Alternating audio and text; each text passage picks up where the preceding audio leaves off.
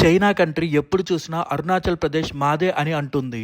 Recent గా అరుణాచల్ ప్రదేశ్ కి చెందిన 10 మందిని చైనీస్ ఎయిర్పోర్ట్ లో 20 గంటల పాటు నిర్బంధించారు. అప్పుడప్పుడు ఇలాంటి పనులు చైనా చేస్తూనే ఉంది. అసలు అరుణాచల్ ప్రదేశ్ అంటే చైనాకి ఎందుకంత పిచ్చి? అది చైనాకి ఎందుకంత ముఖ్యం? దాని వెనుక ఉన్న చైనా స్ట్రాటజీ ఏంటో ఈ వీడియోలో తెలుసుకుందాం. అసలు ఈ గొడవ ఈ రోజు మొదలైంది కాదు, ఇదంతా బ్రిటిషర్స్ కాలంలోనే మొదలైంది. ముందు మనం హిస్టరీలోకి వెళ్దాం. 1900s ఇండియాని బ్రిటిషర్స్ పరిపాలిస్తూ ఉండేవారు. ఆ టైంలో ఇండియాకి చైనాకి మధ్య డైరెక్ట్ బోర్డర్ ఉండేది కాదు. మధ్యలో టిబెట్ అనే ఒక పెద్ద దేశం ఉండేది. ఆ టైంలో టిబెట్ లో ఒక థియోక్రటిక్ గవర్నమెంట్ ఉండేది. థియోక్రటిక్ గవర్నమెంట్ అంటే దేశంలో ఒక ముఖ్యమైన అతనుంటాడు. ఆ దేశంలో అందరికీ అతను ఒక దేవుడిలాగా అన్నమాట. ఆయన ఏం చెప్తే అదే చట్టం, ఆయన ఏం చెప్తే అదే న్యాయం. అలాంటి ముఖ్యమైన అతనిని వాళ్ళు దలైలామా అని పిలుస్తారు. సో టిబెట్ ని ఎవరు పరిపాలిస్తారో వాళ్ళని దలైలామా అని అంటారు. ఆ దేశానికి ఇక అతనే దేవుడు, అతనే రాజు. ఒక దేశాన్ని ఎలా పరిపాలించాలి అనే దాని గురించి హిందూయిజంలో ధర్మశాస్త్రం అనే బుక్ ఉన్నట్టే బుద్ధిజంలో కూడా ఒక బుక్ ఉంటుంది. ఆ బుక్ ని బేస్ చేసుకొని టిబెట్ ని దలైలామా అనే అతను రూల్ చేసేవాడు. అలాంటి గవర్నమెంట్ ని థియోక్రటిక్ గవర్నమెంట్ అని అంటారు. అయితే టిబెట్ అనేది ఆ టైంలో చైనాలో ఉన్న కింగ్ డైనస్టీ కింద ఉండేది. ఇండియాలో ఎలాగైతే ఒకప్పుడు మొఘల్ ఎంపైర్ కింద చిన్న చిన్న రాజ్యాలు ఉండేవో అలాగనమాట. ఫర్ ఎగ్జాంపుల్ హైదరాబాద్ ని తీసుకుంటే ఒకప్పుడు దానిని నిజాం రాజులు పరిపాలించినప్పటికీ వాళ్ళు మొఘల్ రాజుల కింద పరిపాలించే వాళ్ళు. దీనిని అటానమస్ రూల్ అని అంటారు. సో టిబెట్ ని కూడా దలైలామా పరిపాలిస్తున్నప్పటికీ అది చైనాలో ఉన్న కింగ్ డైనస్టీ కింద ఉండేది. అయితే 1911లో చైనాలో కింగ్ డైనస్టీ పడిపోయింది. అప్పటిదాకా ఒక రాజ్యంగా ఉన్న చైనా ఒక దేశంగా మారిపోయింది. చైనా దేశంలో రాజుల పరిపాలన పోయి గవర్నమెంట్ పరిపాలన వచ్చింది. సో అప్పుడు టిబెట్ లో ఉన్న దలైలామా ఏం చేశాడంటే అప్పటి వరకు తమ దేశంలో ఉన్న కింగ్ డైనస్టీకి చెందిన అధికారులందరినీ వెళ్ళగొట్టి తమ దేశాన్ని ఒక ఇండిపెండెంట్ కంట్రీగా ప్రకటించుకున్నాడు. ఇండియాలో ఎలాగైతే మొఘల్ ఎంపైర్స్ పడిపోగానే దాని కిందున్న రాజులు ఎవరికి వాళ్ళు తమ రాజ్యాన్ని ఇండిపెండెంట్ గా ప్రకటించుకున్నారో అలాగనమాట. సో టిబెట్ 1911 నుండి 1951 వరకు ఒక ఇండిపెండెంట్ కంట్రీగా ఉండి తమ దేశాన్ని తాము పరిపాలించుకుంటున్నారు. అంటే దాదాపు 40 సంవత్సరాలు దలైలామా పరిపాలనలో ఉన్నారు. బుద్ధిజం ప్రకారం పరిపాలించుకున్నారు.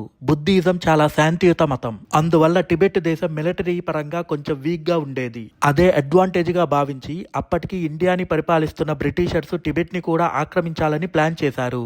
ఆ టైంలో బ్రిటిషర్స్ కి ఒక భయం ఉండేది.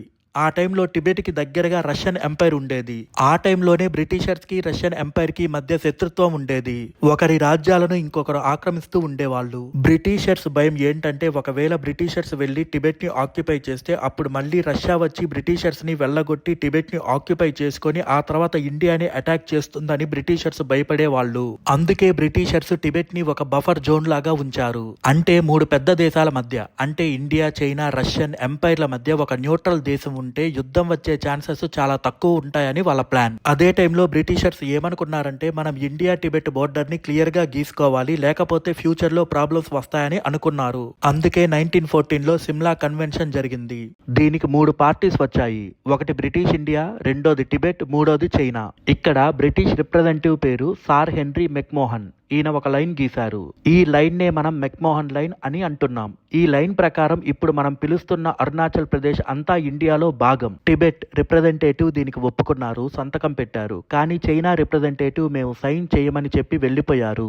ఎందుకు సైన్ చేయలేదంటే చైనా వాదన ప్రకారం టిబెట్ అసలు ఇండిపెండెంట్ దేశం కాదు. అది ఒకప్పుడు కింగ్ డైనస్టీలో ఉన్న చైనాలో ఒక భాగం. పెడితే గిడితే మేము సైన్ పెట్టాలి, సో మేము సైన్ పెట్టము. అలాగే టిబెట్ కూడా సైన్ పెట్టే హక్కు లేదు. అరుణాచల్ ప్రదేశ్ కూడా ఒకప్పుడు టిబెట్ లో ఉన్న భాగమే అని చెప్పి వెళ్లిపోయింది. చైనా సైన్ పెట్టకపోయినా సరే టిబెట్ ఒప్పుకుంది కాబట్టి బ్రిటిషర్స్ మెక్మోహన్ లైన్ ని అఫీషియల్ బోర్డర్ గా ఫిక్స్ చేశారు. హిస్టరీ గాని చూసుకుంటే అరుణాచల్ ప్రదేశ్ అనేది ఎప్పుడూ కూడా టిబెట్ రాజ్యం కింద ఉండేది కాదు. అసలు అది ఏ రాజ్యం కింద ఉండేది కాదు. అక్కడ ట్రైబల్ గ్రూప్స్ ఉండేవాళ్ళు, అంటే గిరిజనులు ఉండేవాళ్ళు. తమకు తాము బ్రతికేవాళ్ళు. అరుణాచల్ ప్రదేశ్ లో ఉన్న తవాంగ్ అనే ప్రాంతం మాత్రం 1680s టైంలో టిబెట్ లో ఉండేది. టిబెట్ రాజధాని లాసా. అక్కడ నుండి తవాంగ్ రావటానికి ఈ ఫోటోలో కనిపిస్తున్న దారి మాత్రమే ఉండేది. మిగతా బోర్డర్ అంతా మంచు కొండలతో, అడవులతో ఉండేది. 1900s లో బ్రిటిషర్స్ వచ్చేసి తవాంగ్ ఏరియాని కూడా బ్రిటిష్ ఇండియాలో కలిపేశారు. 1914లో జరిగిన సిమ్లా కన్వెన్షన్ లో మెక్మోహన్ లైన్ ద్వారా తవాంగ్ ని అఫీషియల్ గా బ్రిటిష్ ఇండియాలో కలిపేశారు. అందుకు టిబెట్ కూడా ఒప్పుకుంది. మధ్యలో చైనా పెత్తనం ఏంటో అర్థం కాలేదు. అరుణాచల్ ప్రదేశ్ ని అప్పట్లో నేఫా, నార్త్ ఈస్ట్ ఫ్రంటియర్ ఏజెన్సీ అని పిలిచేవాళ్ళు. 1947లో ఇండియాకి ఇండిపెండెన్స్ వచ్చింది. బ్రిటిషర్స్ వెళ్లిపోయారు. ఇండియా మెక్మోహన్ లైన్ నే బోర్డర్ గా కన్సిడర్ చేసింది. కానీ చైనా అక్కడే ఒక పెద్ద గేమ్ ఆడింది. 1950లో చైనాలో కమ్యూనిస్ట్ పార్టీ పవర్ లోకి వచ్చింది. మావో జియన్ నాయకత్వంలో చైనాలో కమ్యూనిస్ట్ పార్టీ అధికారంలోకి వచ్చింది. వాళ్ళు వచ్చిన వెంటనే చేసిన పని ఏంటో తెలుసా? టిబెట్ ని ఆక్రమించుకున్నారు. టిబెట్ అనే ఒక శాంతియుతమైన దేశాన్ని చైనా తన మిలిటరీతో తొక్కేసి తన దేశంలో కలుపుకుంది. దానివల్ల ఇండియా చైనా మధ్య ఉన్న బఫర్ జోన్ పోయింది. ఇప్పుడు ఇండియా అండ్ చైనా డైరెక్ట్ గా బోర్డర్ ని షేర్ చేసుకుంటున్నాయి. అప్పటి నుంచి చైనా అంటుంది టిబెట్ మాదే. సో టిబెట్ లో భాగమైన అరుణాచల్ ప్రదేశ్ కూడా మాదే అని. మొదట్లో తవాంగ్ ప్రాంతం మాదే అని స్టార్ట్ చేసి మెల్లగా అరుణాచల్ ప్రదేశ్ మొత్తం మాదే అని అనడం మొదలు పెట్టారు. ఇండియా మొదట్లో ఏమనుకుందంటే చైనా మా ఫ్రెండ్, ఇండియా చైనా దోస్తీ అని అనుకుంటూ ఉండేది. సో మనం చైనాని నమ్మాము. కానీ చైనా మనల్ని నమ్మించి మోసం చేసింది. 1962లో మన మీదకి యుద్ధానికి వచ్చింది. ఇండియాకి రెండు వైపులా చైనా అటాక్ చేసింది. వెస్ట్ లో లదాఖ్ మీద, ఈస్ట్ లో అరుణాచల్ ప్రదేశ్ మీద. చైనా ఫోకస్ అంతా తవాంగ్ మీద ఉంది. ఎందుకంటే తవాంగ్ ని క్యాప్చర్ చేస్తే నార్త్ ఈస్ట్ ఇండియాలోకి ఎంటర్ అవడం చాలా ఈజీ అని చైనా ప్లాన్. ఆ టైంలో మన ఇండియన్ ఆర్మీ దగ్గర సరైన వెపన్స్ లేవు, చలిని తట్టుకునే బట్టలు లేవు, షూస్ లేవు. అయినా సరే మన సైనికులు ప్రాణం పోయే అంతవరకు పోరాడారు. ముఖ్యంగా బ్యాటిల్ ఆఫ్ నోరానాంగ్ గురించి చెప్పుకోవాలి. ఇండియన్ ఆర్మీకి చెందిన జస్వంత్ సింగ్ రావత్ అనే ఆయన ఒక్కడే 300 మంది చైనీస్ సైనికుల్ని చంపాడు. కానీ చైనా దగ్గర మ్యాన్ పవర్ ఎక్కువగా ఉండటం వల్ల ఆయన్ని దాటుకొని గుమ్నీలా వరకు చైనా వాళ్ళు వచ్చేశారు. అస్సాం బోర్డర్ దాకా చైనా ఆర్మీ వచ్చేసింది. తేజ్పూర్ లో ఉన్న ప్రజలు భయంతో ఊరు వదిలి పారిపోయారు. అందరూ ఏమనుకున్నారంటే చైనా ఇప్పుడు అస్సాం ని కూడా తీసేసుకుంటుంది అని. కానీ సడన్ గా నవంబర్ 21, 1962న చైనా యూనిలాటరల్ సీజ్ ఫ్రైక్ ప్రకటించింది. మేము యుద్ధం ఆపేస్తున్నాము, వెనక్కి వెళ్లిపోతున్నాము అని చెప్పింది. అరుణాచల్ ప్రదేశ్ నుండి చైనా ఆర్మీ వెనక్కి వెళ్లిపోయింది. తవాంగ్ ని ఇండియాకి వదిలేసింది. మీకిప్పుడు ఒక డౌట్ రావచ్చు, ఏంటిది యుద్ధం చేసి గెలిచి ప్లేస్ ని ఆక్యుపై చేసుకొని మళ్ళీ వాళ్ళకి వాళ్ళే ఎందుకు వెనక్కి వెళ్లిపోయారు అని? దీనికి 2 కారణాలున్నాయి. ఒకటి లాజిస్టిక్స్. అప్పటికే చలికాలం స్టార్ట్ అయింది. హిమాలయాల్లో మంచు పడటం మొదలైంది. ఈ మ్యాప్ ని గాని గమనిస్తే ఈ బోర్డర్ అంతా మంచు కొండలే ఉంటాయి. చలికాలంలో చైనా సైనికులు కానీ అరుణాచల్ ప్రదేశ్ లోనే ఉంటే వాళ్ళు అక్కడే సమాధైపోతారు. ఎందుకంటే చైనీస్ సైనికులకి ఆయుధాలు మరియు ఫుడ్ రావాలంటే ఈ మంచు కొండల గుండానే రావాలి. కానీ చలికాలంలో ఆ మార్గం గుండా ఎవరూ రాలేరు. దానివల్ల చైనా సప్లై లైన్స్ కట్ అయిపోతాయి.